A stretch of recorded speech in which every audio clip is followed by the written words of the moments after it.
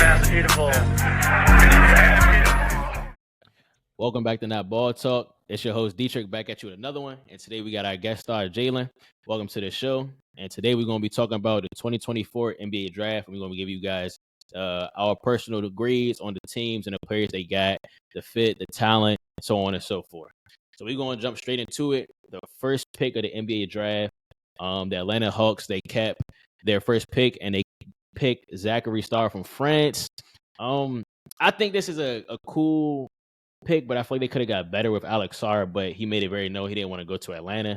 Me personally, I'll probably give this pick around like a B- to a C+, only because he wasn't the best player available, but it could be a B- because he is a good fit to go along Trae Young to space the floor out, defense, and et cetera things he could bring to the Atlanta Hawks. Yeah, just to piggyback on what you said, I definitely don't think he was necessarily the best player in the draft.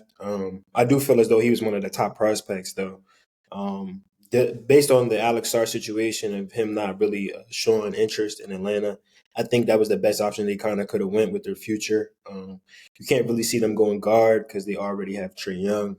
They just recently traded DeJounte Murray. But I think Trae Young dominates the ball, and the guards that were available, they also need the ball, except for Reed Shepard. But I still don't see that meshing too well. So I think Zachary was the right pick to go. So I give it a B. B, definitely. The next player, I believe, who, in my opinion, should have been a number one pick, Alex Sarr. He somehow landed to the Wizards at number 2, and I would give this pick a B+ to an A because the Wizards need, at the league is now going towards that tall, long wingspan, 7-foot type of player who's skillful, and I think Alex Sarr is a perfect fit. The Wizards are still kind of in rebuild mode, but I feel like they believe they took their very first big step in this year's draft, getting them out of talent that they got in this draft, which is amazing. Alex Sarr, I believe, can be like their centerpiece going forward. At 7 foot to 7'2", however tall he is, wide wingspan, could do everything from inside out, rebound, defend. Just a perfect player to put in the city. So I definitely get this one around a B+ to an A. As far as Alex Sarr, I would give it an A. A+ maybe even because the Wizards didn't have the number one pick and he was able to get what I feel as though the best player in the draft. And also they get a value player that they need right now. They just recently gave up Kristaps Porzingis in a trade. They don't really have too many dominant big men. They had Daniel Gafford, and he's now on the Dallas Mavericks. So I think with the core unit of Jordan Poole, Bilal, and Alex Sarr, they can really at least contend for the playoffs, compete for the playoffs and really possibly get a spot and make it to the second round or something. So I think they have a foundation to build off now. And the next pick was Reed Shepard going to the Houston Rockets. What was your grade on that? What do you think about that one? Now my grade on it, I would say realistically, I feel like it's a C+. I think Reed is a great player, but I don't see that working in Houston. They have a dominance of guards currently on their roster. Jalen Green, Fred VanVleet, Amen Thompson, um, who else? Dylan Brooks. Like they already have, well, a numerous amount of guards. So I don't know how it's going to work with Reed. I'm sorry, but Reed Shepard is a great player. He got a great clip. He can shoot from wherever. He can play defense. He can athletically finish. So I would say the pick is a C+, but Reed Shepard as a player is definitely an A+ player. I think I agree around the C+. I might even go farther to say C- on the team that got picked to for the Rockets, but I agree definitely saying Reed Shepard is a great, phenomenal player, a great, phenomenal guard, smart, could shoot, could do everything. I would give it a C- only because Stephon Castle was right there, and I believe he would have been a better pick for the Rockets because he's a great point guard, doesn't need to take as many shots, can defend, what you need in the Rockets because you only have around one to maybe two good, maybe to 1 to 2.5 good perimeter defenders on the Rockets, and Dylan Brooks at time to time. He might give you good defense. He might get fried. Amen Thompson, who can play very good defense from around 1 to 4 comfortably. And Cam Whitmore could also sit and guard a perimeter also if you need him to. Or if you add a Stephon Castle, you add more defenders on that first starting five. Potentially, you add more unselfish as play, people who don't need the ball, and people who can finish around the rim. You already have Jalen Green, who's a scorer at first. Like he wants to take his shots. He doesn't need to play make as much as the next man. Um, Amin Thompson, who doesn't need the ball in his hands, can really defend, and Cam Whitmore, who also get to sit there, defend, and slash the basket all you need to. And you need a point guard to just distribute the ball. Reed Shepard can do that, but he's just not better on defense than Stephon Castle. So I believe the Rockets should have went Stephon Castle, but they didn't. I would get him C- for the pick, only because I just don't believe that's a right fit. But it can work out. But the player, of course, is phenomenal in Reed Shepard. What's your pick for What's your opinion on the Spurs? They're picking up Stephon Castle. I think Stephon Castle was an A+ grade. As far as pairing a strong guard with Wemby, that's something that they've kind of been struggling with. Trying to get Trey Jones to pick up a bigger role. Devin Vassell, Keldon Johnson. I think adding Stephen Castle, is Stephen or Stephen Castle? I think it's Stephon. So I'd just say Castle. Adding Castle to the team is only going to make the Spurs better. Defensively and offensively, you get a distributor that can honestly really give Wemby the ball. And then you have a lockdown defender on the other end that can guard 1 through 4 if needed. So I would say that was a home run here. That's an A+ pick. Yeah, I definitely agree with it being an A+. You could just say A at worst because some people believe he can't shoot, but I think he still can shoot, even though he didn't shoot that well in college. But some people just don't forget how to shoot the basketball. People remember him in Texas. He was one of the best players, well, the best player in Texas at his time, going against one of the powerhouses, Duncanville, giving him 41 from time to time. I believe his offensive game didn't drop. He just adjusted to UConn's system to win the championship. But I think it was the A+ pick, one of the best picks, original picks in this draft that a team went out and got, not traded for. I think it's probably, if not the best, was definitely one of the best ones because you fill the hole what you needed at point guard. And this is somebody who's strong, defend, could do everything you need on the floor. Can work alongside Wemby because he doesn't need the ball in his hands. And he does what he needs to do in order to win.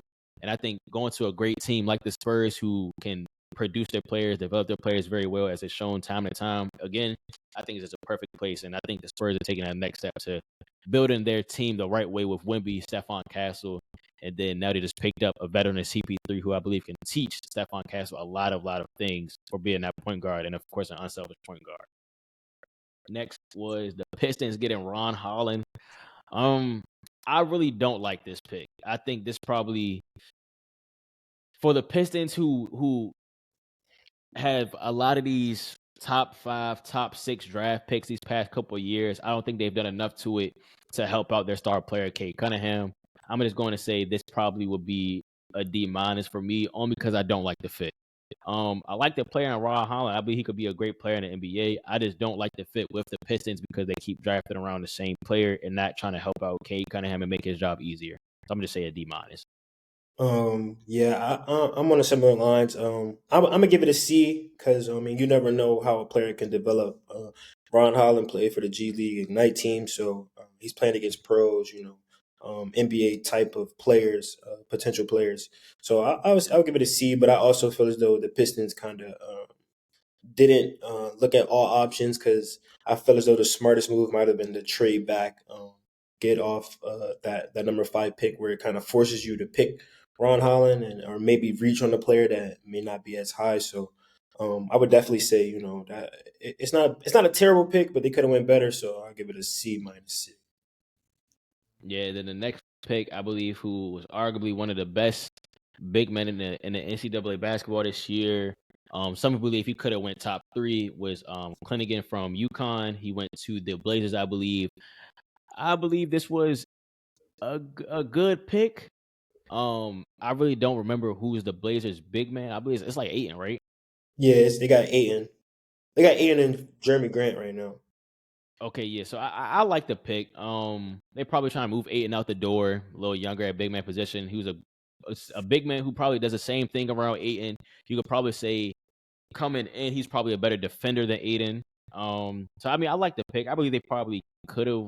I don't think they actually could have went nowhere else, unless the only other pick I'll probably see them have is maybe Cody Williams. But I believe that is an early pick at 7 to get Cody Williams to some people. But I believe that a better fit would have been Cody Williams. But Donovan Clennigan, of course, was a great pick. I feel like you just had to go out there and get him, especially if you want to move on from Ayton, his expiring expensive contract. But I like the pick, so I would go B. I like the pick. Yeah, I agree with you. I would definitely have to say the Blazers picking Donovan is a B. Donovan's he's a great player. He played at a great program, so he's able to learn and compete with pro athletes. He's a national champion. So he's coming to the Blazers with some type of pedigree. He's willing to learn. I don't know how that's going to work with Aiton and how they're running their system because it seems like the Blazers are kind of all over the place in terms of their future lies. But I do think the Donovan pick was definitely a great pick, and you get value at that pick. You maybe could have went Cody Williams, like you said, but I think Donovan was a safe pick. Yeah. We skipped over one pick, the Hornets. I'm not too fond of the player, so I'm just going to go out there and probably give the greatest C to be even to the Hornets and to the player.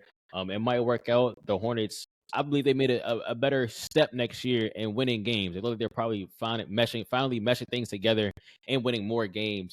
If I'm going to go ahead and give the pick a C only because I'm not too information with the player.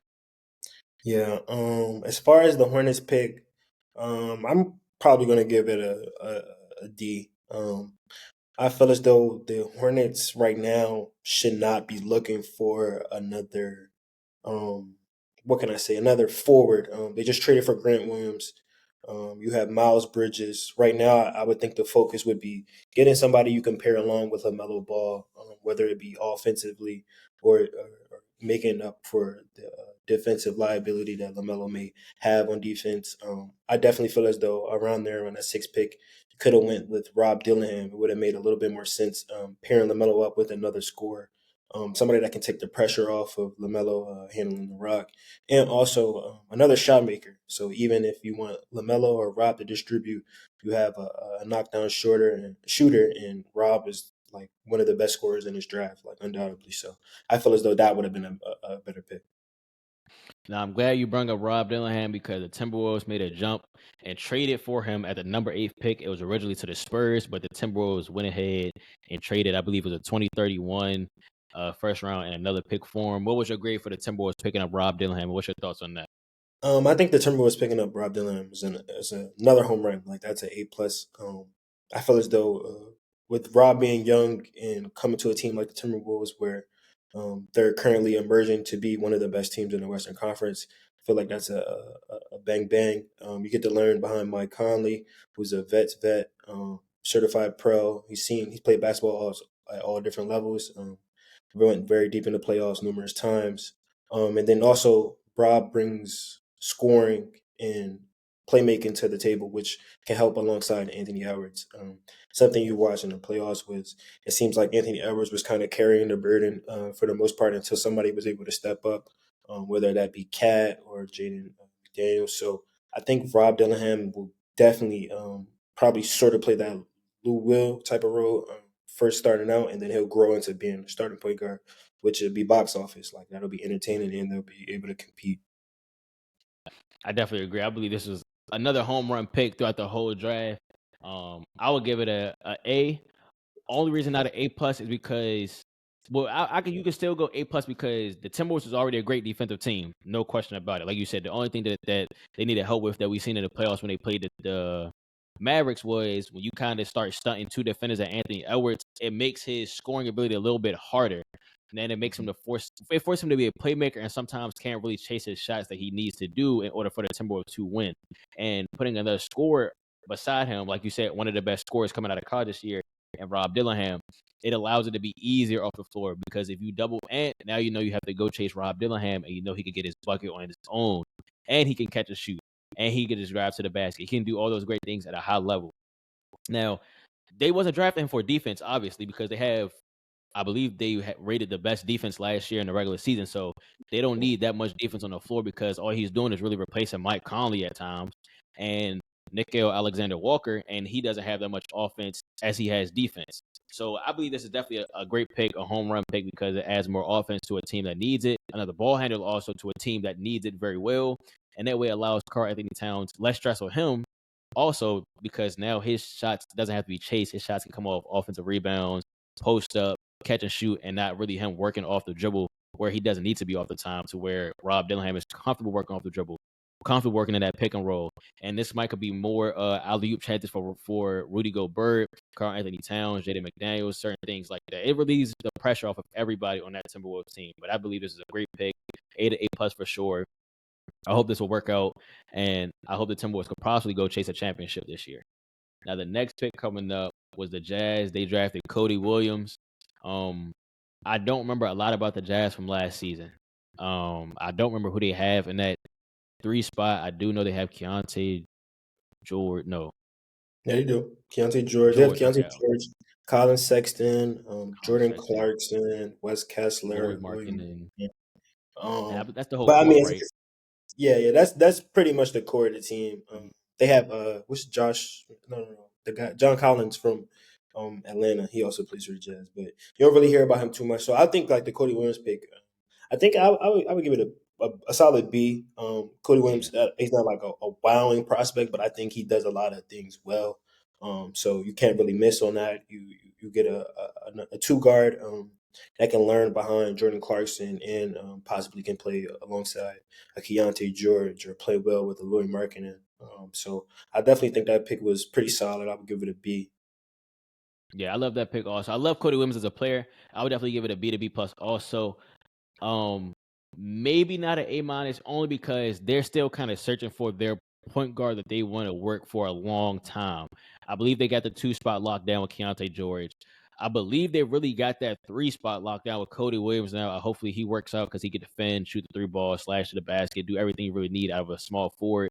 Laurie Markkinen, Wesley Kessler. I believe they really got that 3, 4, and 5 spot locked down with them players right there, and especially the 2 spot. But I definitely love him as a player. I would definitely go B to B plus also. One pick that I did not like is the next pick coming up. Was the Bulls. I love the player, but I just don't like the pick and the fit at the right time. The Bulls drafted Mataz. I don't really know how to say his last name. I'm not even going to try to pronounce it. But he came from G League at night. The Bulls drafted him. I love the player. He can do a lot of things on the floor offensively, but the Bulls already have a player to 2 players like that they have. So I don't know why they would go out and get this. But really 3 players. So you really have Kobe White, Zach LaVine, DeMar DeRozan, if they don't get rid of one of those 3 players who needs the ball in their hands to score. And you go out and get a player like this who needs the ball in his hands to score as much as you need him to. Because you draft him for that reason. You draft him to score the ball, to make plays, and he needs the ball in his hand to do that. So I mean, I like the play. I love the player. I just don't know why the Bulls would draft him. I feel like they need a little bit of other things going down the line. But I will probably give it probably a C plus to C- for the draft, not the player. The player, he's an A+ player. Yeah, to piggyback off what you said, I would definitely probably say it's a C plus, maybe B minus. I think the Bulls didn't necessarily attack their need, which I feel as though their number one need needs to be replacing Vucevic.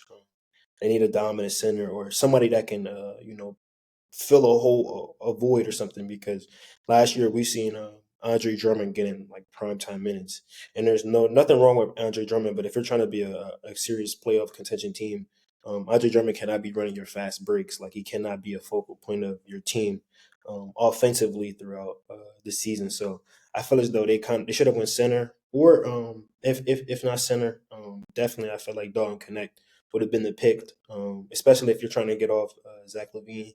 You can replace him right there with a 2 guard that can shoot, that can play make, and is a willing defender. I'm not going to say he's a lockdown, but I mean he has effort on the defensive end. So I think Dolan Connect or possibly Kelly Ware was the pick right there. So I'll give it a C.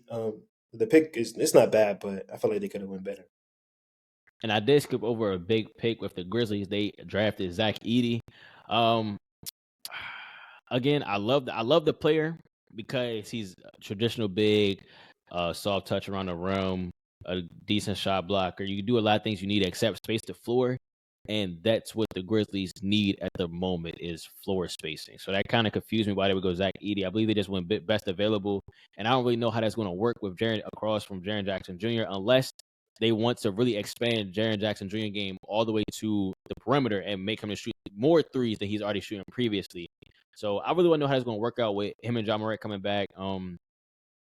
it could work out. He could probably expand his game a little bit to the mid range. He has nice soft touch around the rim. So if he expands it a little bit, that pick and roll game could work, or the pick and fade game could work with Jaren Jackson. They could possibly have Zach Edey somewhere on a low block. I just want to see how it's going to work. So I would give this probably a C minus. I just don't like the spacing so far, unless Jaren Jackson Jr. becomes a knockdown 3-point shooter or a better 3-point shooter in previous years. Um, to go with this pick, I'm not. I want to give it an F, but I'm not gonna give it an F. Because Zach Edey can play. He's definitely he's talented, but I'm gonna definitely have to give this a D to D minus. Only because if you think about the Grizzlies, they're a fast paced team. Love to run tempo. They have a slashing point guard. Their literal best player thrives off getting to the basket. And how they run their offense is John Moran is usually on a pick and roll with Jaren Jackson, and then I think how to run a team is you surround it with shooters. I don't know how it's going to work with Edie, and maybe if Edie can become a 30% shooter, then they can sort of space the floor out. But that's not Edie's game. That's not playing to his strengths. I think he's a dominant big that likes to work on the low block, can do a pick and roll or a pick and pop from the mid range or a little alley oop game, but I don't see that working too well in the long run unless the Grizzlies decide to really change their team completely around, or John Morant turns into more of a shooter than he is a slasher. But again, I feel as though that's hurting the team more than it's helping the team for that fit. So Definitely for sure. Now we jump to the 12th pick with Oklahoma City Thunder. They drafted Nikola Topic from Serbia. I believe this is basically a skilled point guard. Basically how all Serbian point guards is, can shoot the ball at a high rate, nice playmaking, got nice vision, do everything you need on the offensive end for sure. Now, same thing that I had with the Grizzlies, I kind of had with OKC. You kind of already have that in the point guard. Build a little depth around there. I'd rather what I'm saying, use that pick towards somebody else where you could build depth at, maybe like more so on the defensive end to release some stress off of your perimeter defenders and Alex Caruso and what's my man name? Lou Dort. Or maybe mm, even go get a backup big. You just got Harvenstein, so let's go, you have Chet. Let's release some of that stress off them down the line so they don't have to play a lot of minutes on the floor. Let's get like a backup form or something like that. But definitely a nice skill point guard, has some size to him. So I'll probably go C. C for the pick, but the player is a nice player though. So I think they probably just were really best available at the moment. yeah, as far as the pick goes, I would give it a I'd give it a B minus to B. I understand the vision of where they're going. Nicola is, I think he's currently coming off an ACL injury or an injury in general. So Mhm. um, he have him sit this year, learn behind Shea, see how the offense rolls, and then kind of create his role from there. He played in Serbia, so I'm sure he's been well coached and knows how to be a pro. I'm with you 100%. I don't know how that's going to work, with Shea, Alex Caruso, and Lou Dort, but I can see him sort of being that Josh Giddey replacement, as far as having another guard next to Shea that can either run the offense or push the tempo or slow the game down, in different ways, and maybe pick up on some of the slack that Josh Giddey wasn't able to do as far as shooting and being consistent, ball handler, when it comes to spacing out the floor and getting the ball to the best guys. So I would say I'll give it a B minus to a B. Now the next couple picks are going to be a lot of good players, I believe, but I feel like a couple of them could have went better places. One definitely is the Kings. They drafted Devin Carter, a dude from Providence, I believe. Basically a good defender. Where they kind of, it's basically like a bigger Davion Mitchell, in my opinion. It's comp is kind of like a very good Davion Mitchell. I believe they could have went somewhere else, but I like to pick a little bit though because I believe what they seen in him is what they seen in De'Aaron Fox coming out of college, a very raw player who could defend at a high rate, and I think that's what they was trying to get to next. So I would probably go. I'll probably go like a C plus. C plus only because they could use more defenders on the team, and he really is a great perimeter defender. So I will go probably C plus. Yeah, as far as Devin Carter, I would give him a C. I think they kind of picked him because they wanted to move off of Davion Mitchell. They probably felt as though they've seen enough from him, It felt like Devin Carter could either replace the void or become better at a cheaper price. Um, I felt as though their skill sets is pretty much the same. Maybe Devin Carter can bloom into something, and we'll look back on this pick and be like it was a steal. But as far as right now, I would say I would give it a C. Pretty neutral on it. It's just a replacement pick in my opinion. Next pick is Bub Carrington. He was originally drafted to the Portland Trailblazers, but the Washington Wizards made a trade for him. Like I said, I believe the Wizards was really killing it this draft. What's your opinion and what's your grade on that pick right there? As far as that pick, I would give it a B. I think Bub is a nice player. The only questions I really have surrounding around the pick is um, what what is the rotations going to look like? Because you just last draft, the Wizards picked a guard, and then in that same offseason they traded for Jordan Poole, and then this draft you draft another point guard after trading Danny Avgia, and then you still have Corey Kispert. So it's like how are we going to get all these talented players into a rotation season long, especially if you have three guards that I'm not gonna say revolve around a guard because Jordan Poole would be the most dominant player with the basketball, but Bob Carrington is a point guard. He played at Pittsburgh, so he likes to control the offense. He's not like a off ball shooter or anything like that. So I wonder how the rotation is gonna work, but I'll give it a B because Bud can play. Yeah, I definitely love the pick for the Wizards. Like you just say yourself, the only thing is the only question mark really now is what's the rotations. You still have Jordan Poole. I believe his name is Bilal. I really don't know his whole name, but he's a great defender who I believe he actually can move a little bit more off the ball because I believe Bub is probably just a better pure point guard than him, and he's more assassinative out of the pick and roll. Like he's real decisive, precise in what he does, and if he's a master in the pick and roll. But like you said, the rotation is just only the question mark there with the Wizards. So they have a lot of 1 to 3 players who can do a lot of the same things. Now it's who's coming less off the ball, who's having more ball in their hands, who's being more ball dominant and making those decisions. But I love the pick. I would go definitely B to B plus. Also, I hope that he can definitely get a lot of minutes this year because he's from the D. Well, he's from Baltimore, but he's from Maryland. So hopefully he can bring a lot more people to the game, right? Raise the ticket sales up. I feel like he's going to be very exciting to see with the rest of the team.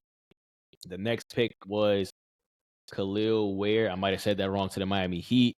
Um, what's your opinion on that pick? Um, I give that pick a B. I think this pick is more so to um put alongside a Bam against another big man, somebody else that can take some of that stress off, and possibly Bam can play his true position, which I feel as though is a power forward. I feel as though he's a power forward playing center, based off his talent and his physical assets, his athleticism, his IQ. I don't know if it's Kelly Ware or something like that, but I don't know his name to be 100%. But I do watch him a little bit. I have seen some of his film. I think he's nice. I seen that he went 17 for 40 from the 3 point line last season. So I think he'll add value to the Miami Heat, especially in a position to where they were kind of lackluster of. I think their only other big last year was Kevin Love, to be honest. So I would give the pick probably a B. I would give it a B. That was a solid pick. Yeah, I definitely love the pick too. Like you said, I think it allows Bam to really move back to a position where he probably feels more comfortable in. Now, he was definitely doing great running the foul spot for the Heat, doing above and beyond, working magical things for the Heat in that position. But I think, if you move him to the 4 spot, he'll feel free to do a lot more things like, cut into the basket. The pick and roll could be a lot more effective, possibly space out to that corner three if he could get that in him. And like you said, Ware also has some 3 point abilities in him. He can shoot the 3 ball just a little bit. He didn't shoot a lot last year. He shot only like 43 pointers, but I believe if he raised it up a little bit, he possibly could make more and force the defense to check him out there, and it really could open up the floor and a lot of the space for the rest of the team. Um, I would go B minus also. I really would have to see how it works out for him on the offensive end. I believe defense, you working alongside Bam, it's not going to be that hard for you. It's really make it easier for you and Bam Adebayo because he was one of the best defensive players last year, in my opinion. These next 2 picks, I believe, is big names to big NBA market teams. Jared McCain at pick 16 for the Philadelphia 76ers. Let me know what you think on that. I think I would give this pick a A. I think where Philadelphia is going is they're trying to really contend for a possible championship in these next 2 to 4 years. I think Jeremy King alongside Tyrese Maxey is definitely a good fit. Both guards that can score, can shoot, and also bring some intensity on the defensive end. And also you get value at this pick at 16, whereas Jeremy King, I think should have went maybe possibly top 12. I feel as though there's a lot more teams that could have used Jeremy King in a more effective way. But at this pick, this value, potentially a star in the making, I think this is an A+ pick. Yeah, I definitely agree. I think that this was one of the biggest splash picks of the draft because Jared McCain is a high a high media type of player where he draws a lot of attention. Philadelphia is a big market in sports, and I believe it definitely is a good pick for the 76ers. I believe it could have went another place. I believe a better fit would have probably been Dalton Knecht, in my opinion, for the Philadelphia 76ers because he doesn't need the ball. Jerry McCain doesn't need the ball also, but Dalton Knecht is better off the ball. I believe you kind of want the ball more in Tyrese Maxey hands as much as possible for that point guard position, working him out of the pick and roll, working him, making those plays. You want him to be more of a playmaker now, stepping into that next role of his career. But Jeremy McCain definitely is a good pick, though, because he still can shoot at a high rate without the ball in his hands, off a catch and shoot. He can do a lot of things on the basketball floor, and he's smart. So I believe that definitely will help the Philadelphia 76ers a lot this season. I would go A. Only reason not A+, because I believe Dalton Knecht would have been a better pick for them because he doesn't need the ball as much, and he provides size, height, and weight on the floor. Sweet. Going So to pick 17. Oh, go ahead. I was about to say before we move to the 17th pick, because based off what you said it's an A, but it's not an A+. What would you consider an A+ if their whole plan was to go after Paul George this summer? I mean, and succeeded in that plan, like would pass up on Dalton because you're already trying to get a forward and make a big time splash move with him or Klay Thompson. I believe it would be a A+ in that case, so they did. But only thing with that is moving forward, I really would have to see how Jared McCain and Tyrese Maxey work out. Because obviously, Tyrese Maxey's a better aggressive scorer as far as he can work downhill aggressively, like off the snap of his dribble, Hmm. and do everything you need from inside out, to where Jared McCain is more a slow paced point guard. So in that case, you would have to now put the ball more more into Jared McCain's hands, point guard wise and playmaking wise, and take it out of Tyrese Maxey's hands, which they just did when they had James Harden there. They just was taking the ball out of Tyrese Maxey's hands scoring wise and forcing James Harden to be that playmaker and Maxey is that scorer. And it caused a little bit of confusion. And then you still have to worry about Joel Embiid taking his almost 20 to 30 shots a game. So I believe it definitely does help. But then I also have to see Jerry McCain on the defensive side of the ball in the NBA, because I believe he's 6'2". Yeah, I I want to believe say somewhere 6'2", 6'3", on a Yeah, light day. somewhere around then, where it doesn't make him a mismatch, but it can make him a little bit of a liability depending on the team. Yeah, so they have him at 6'2", 203. So it can make him a little bit of a liability depending on the team. To whereas if you would have Dalton Knecht at that 2, now you would have a however tall Tyrese Maxey is, 6'2", 6'3", also somewhere Yeah, around there about 6'3". at the point guard. Yeah, 6'3" point guard position. You have Dalton Knecht at 6'6", 212 at the shooting guard. Paul George, who's 6'8", 6'9". I don't know his weight. Then you have whoever at the 4th spot. Possibly Tobias Harris, maybe No, whoever. Tobias left here in Detroit, so they don't have Tobias and they don't have Who's Nick Batum, so they got to get a forward now. Yeah, I don't even remember who was they for last year. No, my fault. I actually don't even like this pick no more because I totally forgot they have Buddy Hield. Who? No, I actually don't like this. well, I don't know. I He's can't not with speak. I he's don't not know with the Sixers no more. I don't know if he's on the last year's contract or what. I know that they traded for him. The Pacers traded away Buddy Hill because they didn't want to pay him, and I think the 76ers was like, okay, we'll take him on a prove it type of role. But Okay. as you see it in the playoffs, he didn't really get too much time. So I don't see Buddy Hill lasting long on the Philadelphia 76ers, but I understand. Yeah. So I really don't know where the the 76ers want to go with that 1 to 3 spot. But I mean, I still believe with them acquiring Paul George, it relieves a lot of stress. But I just would have liked Dalton Knecht better in that position because it it forces Tyrese Maxey to be that playmaker and that scorer, and to put him into that. Arguably, he could be one of the best point guards if he would play make and score, and then still have those scoring wings aggressively on his sides, and then still have an MVP caliber player in Joel Embiid. So it really would be a best, you know what I'm saying? But now with Jeremy McCain there, it forces Jeremy McCain. He's best when the basketball is in his hands, but also Tyrese Maxey. So it's kind of hard to where they want to go. But I mean, it definitely acquiring Paul George definitely makes this pick a lot better because it helps on defense. So you don't need Jeremy McCain to defend to a high level. But to each his own. I mean, the Paul George definitely does helps a lot. I believe it takes the 76ers to another pedestal, but that's only the East is just getting way better in my opinion. But that's a conversation for another day for sure. So it's it definitely still is a great pick though. At pick 16 with that caliber player, that's a great pick. That's definitely a great pick. I believe he could have just went somewhere else and probably been like the step into that bigger point guard role to I where think Jeremy McCain could really his flourish. value would be different. Yeah, his value would be a lot better. But this pick makes everybody's job easier on the 76ers. So it's a great pick at that. But at 17, I'm gonna let you go ahead and dive into Dalton Knecht to the Los Angeles Lakers. Let me know what you think about that one. I know what I think about it. Dalton Knecht is an A+ as a home run hit. You get a top 5 value, top 10 value at 17. Arguably the best scorer in college basketball, depending on who you're talking to. For me, I feel like it's between Dalton and Rob Dillingham. But you get a forward that can shoot, that can handle, that can finish, has some athleticism to him, and he has the willingness to play defense on the other end. I think his fit with the team is perfect.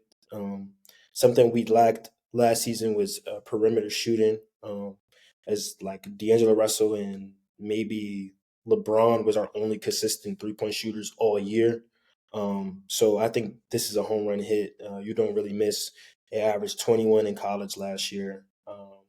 A lot of his issues for him to fall was his age, but I think the Lakers are in a win now mode. And with this pick, this only makes LA a more attractive destination for free agents. And Dalton has a chance to thrive under being coached by somebody like JJ Redick, who knows what it takes to be a shooter and knows how to get you open and what type of shots you should be taking. So I think this is an A+.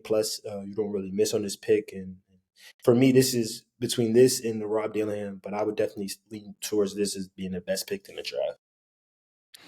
I definitely agree. I think you hit all the points on the head for sure. I believe this is probably, again, one of the best picks in the NBA draft. Like I said, alongside of the Stephon Castle and the Rob Dillingham pick, only because, like you said, this helps us with one of the problems we had last year, which was shooting from the perimeter. We need another shooter. We needed a 1 or 2 guard who can really go out there and kill. Like, I'm trying to put 40 on your head. And we've seen Dalton Knecht put 40 on multiple teams' head. We've seen him see blood and go finish the team for the kill, keep scoring, keep scoring, keep scoring. He can do everything you need in the half-court setting, from the pick and roll, slash into the basket, pull up mid, pull up 3, fadeaway 3. Anything you need from Dalton Knecht, he can go out there and flat out get a bucket at 6'6", 200 and 12 pounds, whatever he is. I believe it's a perfect pick. And like you said, you talked about people not wanting him because his age it's perfect for the Lakers. We're in a win now mode. LeBron is aging. AD is slightly aging himself. We're an aging team. We're a team that's getting older, so we need to win now anyway. And this is a perfect pick because he's like 22, 23, I believe. It's a matchmaking from heaven, honestly, for both sides. And like you just said, also JJ Redick is one of the best shooters in the game of the NBA. It's no person better for you to learn from. His job was to come off pin downs, dribble handoffs, and shoot the ball at a high rate. Like, he was I believe he is the leading scorer at Duke, if I'm not mistaken, or one of them. He actually is the leading scorer at Duke. Yeah, And he's I the think leading scorer at Duke, so it's no better person you want to learn from. Like, his job was to shoot, and this guy coming in was I believe he's one of the best shooters just from the 3-point alone. So I love this pick. A++. We a home run hit for sure. I can't wait for him to hit the floor. I can't wait to see him in the summer league. This is one of the best picks, I believe. One of the best players in this draft, I believe, also, especially in the offensive end. That's all we got for you guys today from Not Ball Talk. It's your host Dietrich signing off. We're gonna talk to you guys later. We're gonna be coming back to you guys with picks 17 through 32, I believe, 30, however many picks it is in the NBA draft, and we're gonna be giving in some second round picks also, because there's still a lot of great players in the second round, and possibly tapping on some undrafted free agents and more. See you guys next time. We signing off. He passed me the ball. He never passed me the ball.